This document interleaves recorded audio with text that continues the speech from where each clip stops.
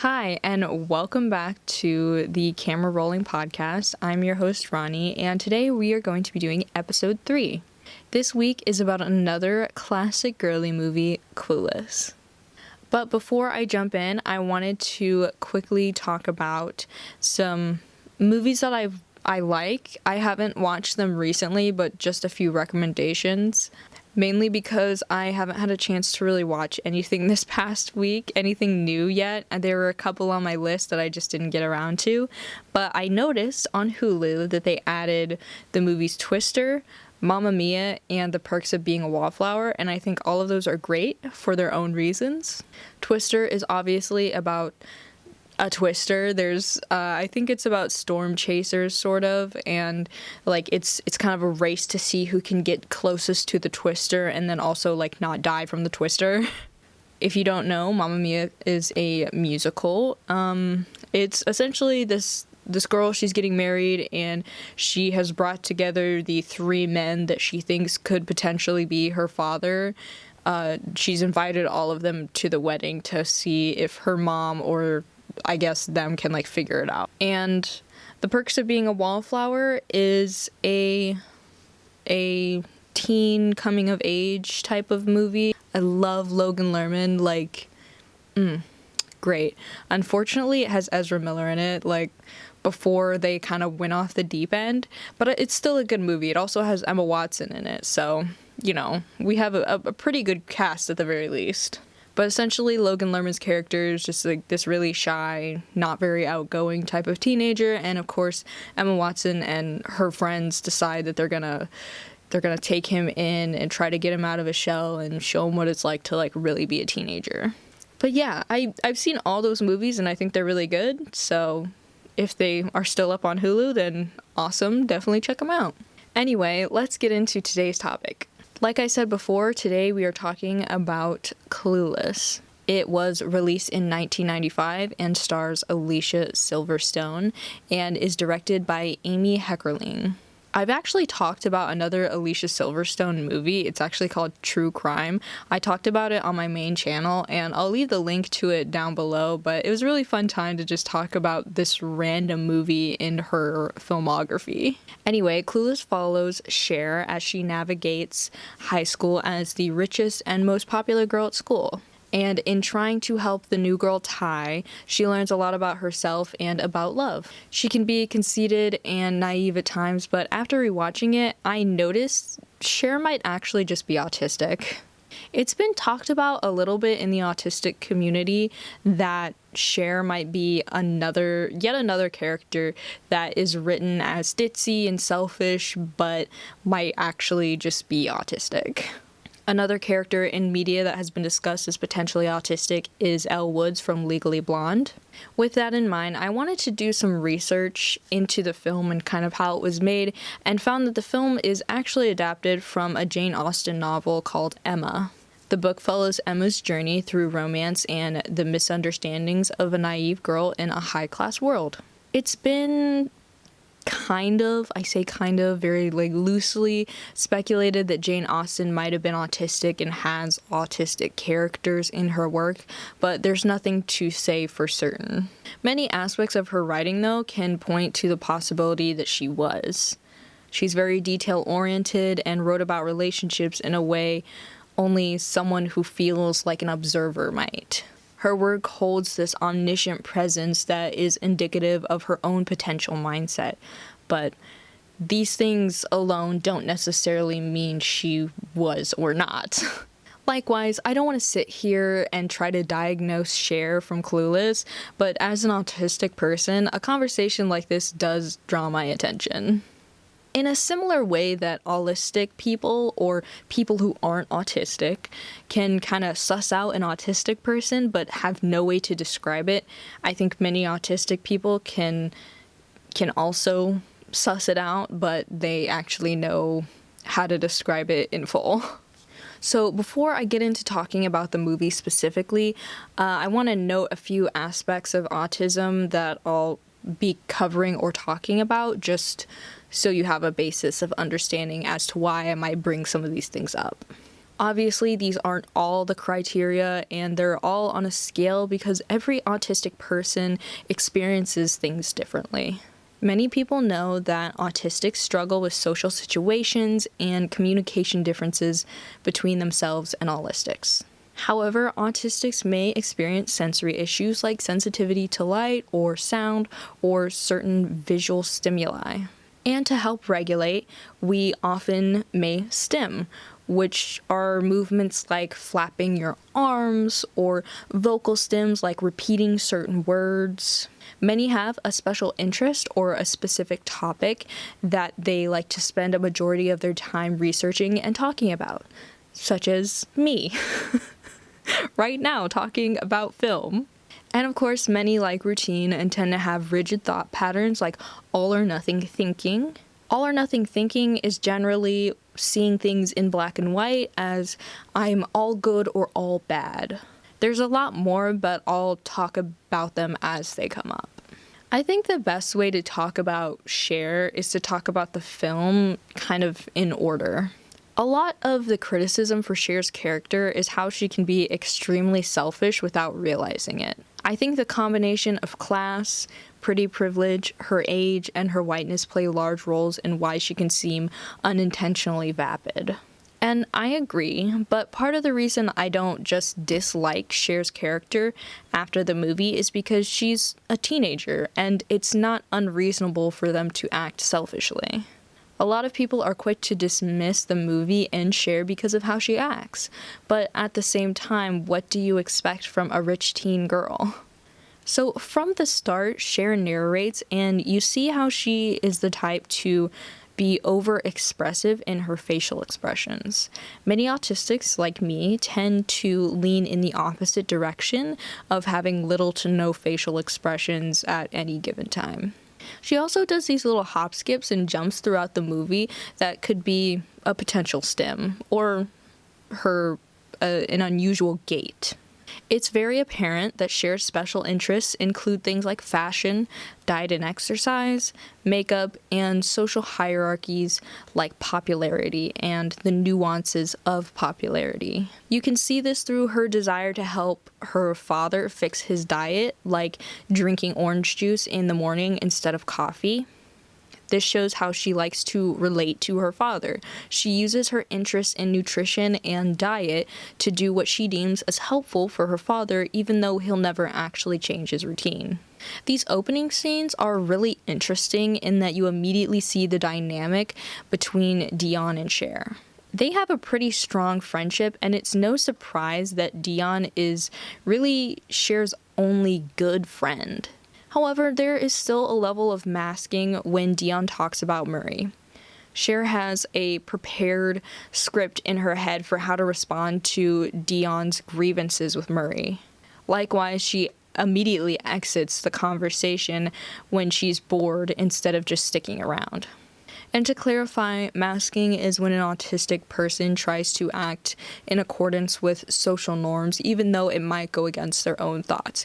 So when Cher is masking around Dion, it's when she's not telling Dion what she actually thinks of Murray, but instead has prepared a very specific set of phrases, sentences, words to say to Dion that she knows will get a good answer from her. One of the most iconic moments of the movie is when Cher says, "as if." However, she says this phrase multiple times throughout the movie. I think this might be a vocal stim or echolalia, which is essentially when you say a word or phrase over and over because you like the sound of it or you like the way that it feels. I think she also does this a lot with using big words that she doesn't really understand the meaning of. I think part of this has to do with her being a teenager and wanting to sound more adult, but I also think it might just be that she likes the way that it sounds, the way that it feels to say a big word. When it comes to Cher's speech in debate class, she uses her personal experiences to make her point. For a lot of autistics, that's how we relate and relay information to others. We draw these connections between things we know even if they seem unrelated at first. Cher relates refugees to uninvited guests at a party and how she accommodated them instead of just kicking them out. While her point initially seems self-centered and a bit misguided, it still technically makes a pro-refugee argument. And after her speech, when Amber gives a negative response, instead of focusing on what Amber's intended dig at her was, Cher corrects her on a detail of the story that was most important to her. It was her father's 50th birthday. Sometimes autistic people don't see the whole picture, but the details. A lot of people might argue that she's not autistic because she speaks well and openly in front of the class, but I think her openness is upheld by the fact that she's attractive and holds a popular status. If she was the stoner guy like Travis, they'd all laugh at her the way that they do at him. Not every autistic person is shy because some actually have the chance to feel comfortable living outside of the social norms. When you're pretty and hold status like being rich, people are more likely to brush it off as being quirky or bubbly. Another part of her not understanding social norms is when she gets a C on her report card, and instead of being disappointed in her own performance, she takes this as an opportunity to talk her teachers into giving her a better grade. And it's even mentioned by Josh that it's not normal to try to convince your teachers to do so. Most just try harder or accept the grade. But to her, it makes sense because if her dad, an attorney, can convince others to do what he wants, she can too. She doesn't understand why those are two different social situations. Speaking of Josh, who's played by the beloved Paul Rudd, by the way, he's her stepbrother in this movie. From the start, you can see she has a clear distaste for Josh and doesn't really consider him to be a brother to her. Part of this might be rigid thinking, and another part might just be her being a teenager. If you were an only child and then this random guy becomes your brother, you might not want to share that parental attention. But besides that, she doesn't share any similar interests. She doesn't like the news or his music or that he values intelligence over everything. It's no surprise that she doesn't really like being around Josh when he doesn't share anything within her special interests. There are small mannerisms that Cher has that could be attributed to autism or to the writer and director Amy Heckerling. She did a lot of research on the type of girl that Cher's supposed to embody, so it could kind of go either way. Cher has a very particular gait. She likes to eat small portions and with her hands, which could be attributed to diet culture, but it could also be attributed to someone who might be sensory seeking. So she seeks that sort of control over her diet by being able to touch it physically. And she just generally loves feminine things, which again could be because that's part of her special interest or because the writer and director felt that that's something that only, a rich teenage girl with that kind of attitude would want to engage with. After not getting the grade by just talking to her teachers, she says, "I feel impotent and out of control, which I really hate." The way this kind of reaction of her feeling out of control and essentially dysregulated or uncomfortable with what's happening, it's not a surprise that one of her safe spaces or places she feels comfortable are a place like the mall. When you shop, you have control over pretty much the entire experience. You get to spend however long you'd like in the store looking at things. You get to have control over what you buy and how much you spend. You're the customer. You have a lot of the control in that situation. When Ty's character finally enters, Cher sees just a new kid with potential to fix to be popular. She doesn't really understand that her perspective from the outside looks a little disingenuous. It seems she doesn't want to make a friend, but to have a project to fix up. Dion even says later, Cher's main thrill in life is a makeover, okay? It gives her a sense of control in a world full of chaos. Which I don't think that fully negates the way Cher sees things as sort of a positive that she's doing this. I think she views this as a way to connect with Ty, but doesn't realize that Ty is her own person and may not want to engage with popularity the way that Cher does. And I think this shows a bit of her potentially just rigid thinking. This could point to her belief in that popularity is the only way to succeed, and that anything outside of wanting to be popular doesn't make sense, because if you're not popular, you do not succeed. I'm amazed. That I'm devoting myself so generously to someone else? No, that you found someone even more clueless than you are to worship you. I am rescuing her from teenage hell. Do you know the wounds of adolescence can take years to heal? Whatever. I'm gonna take that lost soul in there and make her well-dressed and popular.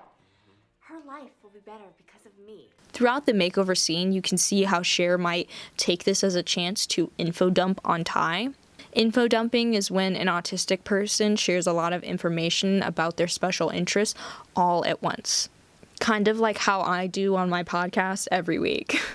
Another special interest of Cher's is romance.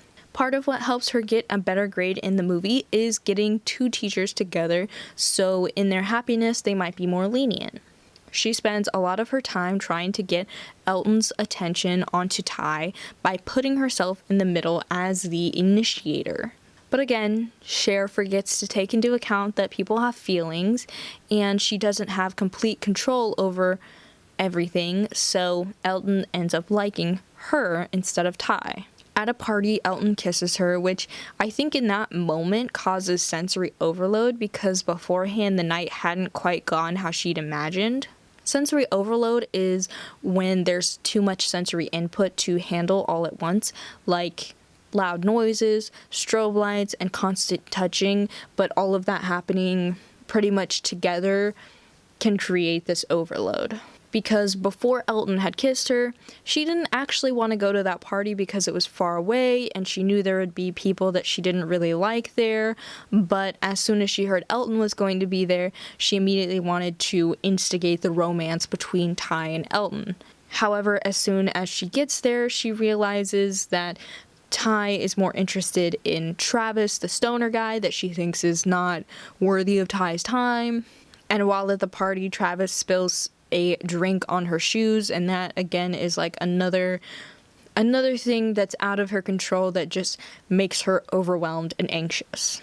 And while it seems like Cher might be a sensory seeker in some aspect, everything together might have contributed to her finally just sort of shutting down and wanting to leave the situation. And at that point, she actually goes outside to calm down and then gets a call from her dad to come home. So that's what she does. They all start to get into cars, and somehow she ends up in Elton's car alone without Ty. While in the car, he takes this time to talk about his friendship with her, which she takes at face value, which is another autistic trait, which is to take things literally. But as an outsider, you can see how him mentioning that he doesn't have girls as friends means that he doesn't see Cher that way either. You know, you're one of my best friends. And I do not have friends that are girls. Well, I'm glad, because your happiness means a lot to me. It does. Sure. I mean, I saw how hard your breakup with Follette was. Yeah. I think we both know what it feels like to be lonely. So when he tries to make moves on her multiple times, it's all to Cher's surprise. She never considered her desire to get Elton's attention to Ty might have actually been perceived as flirting to him. Luckily, Cher gets out of the car, but you can see by her facial expression, her gait, and just hurried looking around that she's very dysregulated and uncomfortable.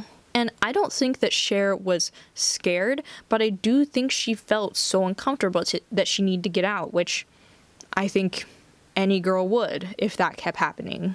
And I think she only truly became scared when she got robbed. And her getting robbed is yet another scene of her taking the details out of the situation instead of looking at the larger picture, which is you're getting robbed at gunpoint.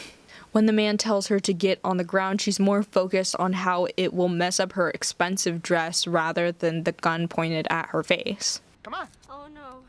You don't understand. This isn't a liar. And a what? It's like a totally important designer. And I will totally shoot you in the head. Get out. Good. And you can tell she's scared, but I don't think it's selfishness or privilege that makes her mention her clothes. I think that's just how an autistic brain would make the jump to something familiar first and put something like a detail first before thinking, I will just do whatever they say. And yet another great moment of Cher not understanding social norms is when she's in the car with Josh and the girl he's with. The girl is talking about quotes and Cher tries to correct her. Normally it's rude to correct people and even more so to double down on it, but Cher does it anyway. Something I think a lot of people get wrong about autism is that they think we don't experience empathy. And this is just personally, but I found that a lot of autistic people probably experience empathy even more so than autistics. We just have trouble expressing it in a way that people find socially acceptable, so we end up and we just don't share. When Cher talks about how she'll have to tell Ty that Elton doesn't like her the way that she thought, she's really anxious about it. Of course, she's getting a massage. And I think she may feel anxious because she doesn't know how Ty will react, or she just doesn't want to see her friend upset. It doesn't seem like she's anxious that people will think that she tried to steal Elton from Ty. And I think this focus more on Ty's feelings than the feelings that she felt about Elton being icky and wanting to be mad at him shows where her priorities lie. The scene where Cher explains why she doesn't date high school boys interested me because she mentions how she's already picky about her shoes. If something as small as shoes is a tough decision for her, one can only imagine the kind of standards she has for men. And I think this is a good case of her just having too much to consider. There are so many elements and nuances to people that I think she would find it hard to like anyone who doesn't fit her specific qualifications. And of course, when she falls for Christian, it's pretty obvious that he fits within those qualifications. The scene where she's first introduced to Christian made me notice how many mouth stems she has. She likes to chew gum and her pencils and just generally have something in or around her mouth. You can see it all throughout the movie, but it becomes extremely apparent when she first sees him and she emphasizes her mouth with the chocolate a little bit later. I think Cher's naivety to Christian being gay might have to do with not understanding how his mannerisms and interests play within the masculine norms. Paying close attention to one's style or liking art and music are usually more leaning towards feminine, which can be a deviation from teenage boy interests. However, because it's within Cher's realm of interest, she finds it appealing and forgets the implications within gender norms. Because none of those things are inherently feminine, but within gender norms, it might have been more obvious to her that he was gay. There are certain aspects I talked about earlier that come back multiple times throughout the film, like her special interests and just how strong she feels about them. The montage of her getting ready for her date with Christian are an example of that. Her interest in romance leads her to take part in little details like having a lighting concept or photos instead of mirrors, and even the cookies in the oven just for the smell. However, when things start to go awry for Cher, she immediately begins to feel left out when Ty becomes more popular than her at school, which I think any teenager would probably have the same feeling if they also noticed that happening. She feels the distance growing between her and her friends, and she decides to distance herself. And things hit a peak when she doesn't get her driver's license, and Ty and her start to get into an argument. Ty starts to take the things that Cher's saying as something mean when it's clear that was never her intention. Specifically, when Cher says that she doesn't think that Ty would be a good fit for Josh because Josh is kind of a nerd and, he's very intelligent, right? Ty takes this as, you don't see me as intelligent enough for him.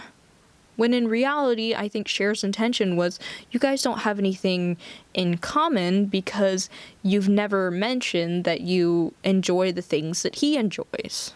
Then Ty takes this as an opportunity to hurt Cher's feelings, and instead of hiding her feelings or just being mean back to Ty, she actually just tells Ty straight up that she hurt her feelings, which I don't think you see that often with Aulistics. That's why I say I think instead of doing what I think an Aulistic person might do, which is hide their feelings and just take the hit or just be mean back to Ty, I think she does the thing that she feels makes the most sense to her, which is to say, hey, you've hurt my feelings, because she thinks maybe Ty doesn't know that she's hurt her feelings, or that she is trying to empathize with her and trying to create empathy back. And later, I think part of the reason that Cher realizes she likes Josh is because she doesn't have to mask as heavily around him. While she might thrive in social settings, she still has a level of masking to do to fit in socially, like wearing certain clothes or wearing her hair a certain way. When she's with Josh, she can wear whatever she wants. She can eat whatever, and she pushes her hair away from her face no matter how bad it looks. And of course, with this realization, now she doesn't know how to act around him, because what was she acting like in the first place? When Cher begins to actively try to be better, I think it speaks to how a lot of people will try to force change upon you, the way that they tried to force change upon Cher earlier in the film, like calling her selfish and vapid. And while that made her think, it didn't really make her want to change. And that's the thing. I don't think people will change unless they choose to. And being very hard-headed as an autistic can sometimes cause us to rely on routine and forget to branch out. But when we get there, we realize that we might find comfort in this new space. Sort of the way that Cher finds comfort in seeing Ty happy. And her being happy means her being with Travis. Again, I don't make this video to try to diagnose Cher, or anyone for that matter. But I do think there is something to say about communities, such as the autistic community, looking at media in this kind of context. There's been a lot of talk recently about Wednesday Addams from the new series. For many, it's clear she's autistic, and it's unfortunate that outsiders might be more accepting of someone who is pretty or white or rich. Because for many autistic kids, they're bullied for just simply existing. But I think this is a way for a lot of autistic creators to bring light to how we view these characters. If you're going to give these characters positive attention for just being themselves, then try using that energy towards autistic people in real life who might not be in a position of power or status, like being pretty or rich or white. Anyway, I hope you guys enjoyed this episode. I would definitely implore you to do some research on autism, not just if you relate heavily to the attributes I described, but also so you have a more informed outlook on disabled people. I've known a lot of people who say they know someone autistic, but because autism is a spectrum, we don't all look or act the same. Similarly, we want to be able to engage with people who support us with enough knowledge to know how to. Knowing I'm sensitive to sound isn't the same as checking in with me when we enter a loud room. But I'll leave some resources so you guys can find some good places to learn that aren't Autism Speaks. The autistic community, by the way, does not support them, so don't donate to them or read anything that they have to offer. But before I go into a rant, I'll leave you guys. With that, keep watching movies, and I'll see you next week.